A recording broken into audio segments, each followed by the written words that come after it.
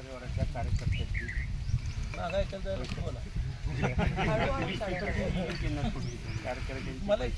आपण आज आयोजित केलेलं आहे.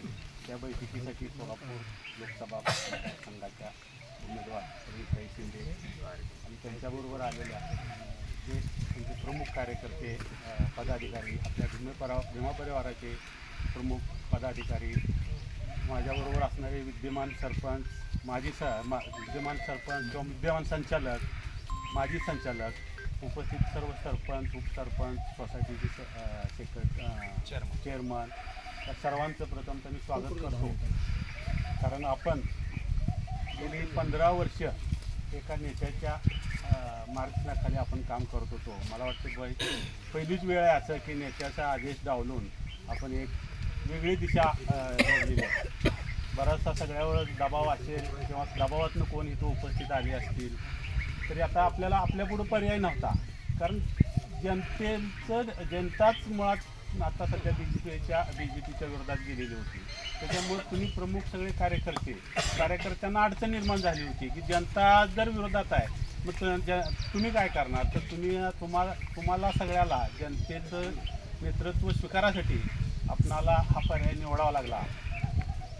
काही हा आमचा परिवार हा कुठल्या पक्षाशी बांधलेला नाही आणि आत्तासुद्धा आम्ही एक बाजू क्लिअर करतो की आम्ही सुद्धा काही फक्त तुम्ही उमेदवार आहे म्हणून आमचा परिवार तुम्हाला पाठिंबा देतो.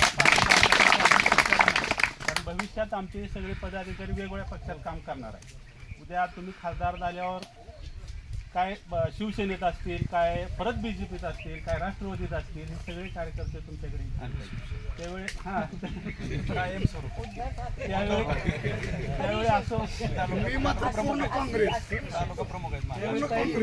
प्रश्न पडेल किंवा सध्या हा काँग्रेसमध्ये काम करतोय का नाही.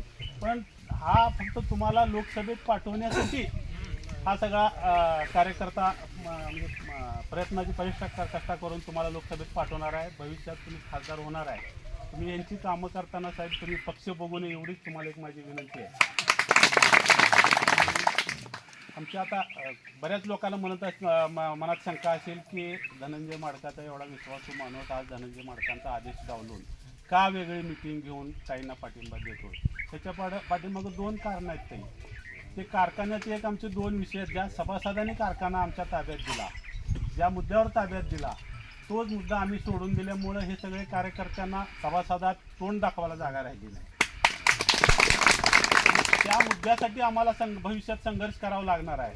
त्याच्यामुळे एक वेगळी वाट ह्या सगळ्या कार्यकर्त्याला घेऊन मला त्याचं नेतृत्व करावं लागणार आहे. एक 2 विषय आहेत कारखान्याला. ते विषय मी तुम्हाला सांगितलं तर डायरेक्ट आमच्या नेत्यावर आम्ही टीका केल्यासारखी होईल. पण एक 2 विषयासाठी आपण साहेबांचा आदेश डावलून थोडासा संघर्ष करायची भूमिका ठेवलेली आहे. तर येणाऱ्या इलेक्शनला आपण सर्वजण ताईसाठी स्वतः उमेदवार समजून सगळ्यांनी प्रयत्न करा. अजूनही दबाव येतील, दबाव आले तरी कुणी दबावाला बळ पडू नका. आपण कारण काय आपल्या नेत्याची इलेक्शन नाही काय ते स्वतः उमेदवार नाहीत किंवा त्यांच्या विरोधात आपण मतदान करत नाही. आपण आपल्या सोलापूर जिल्ह्यासाठी ज्या आपल्या अडीअडचणी आहेत, आपल्या भागातला विकास करण्यासाठी, गावोगावी काय योजना राबवण्यासाठी जे उमेदवार आपल्याला पाहिजे होता त्या उमेदवारासाठी आपण साहेबांचा आदेश डावलून काम करतोय. एवढंच प्रत्येकाने आपल्या मनात ठेवावं. आणि भविष्यात ताई तुम्हाला कुठलीही अडचणी येऊ देणार नाहीत एवढे विश्वास तुम्हाला देतो.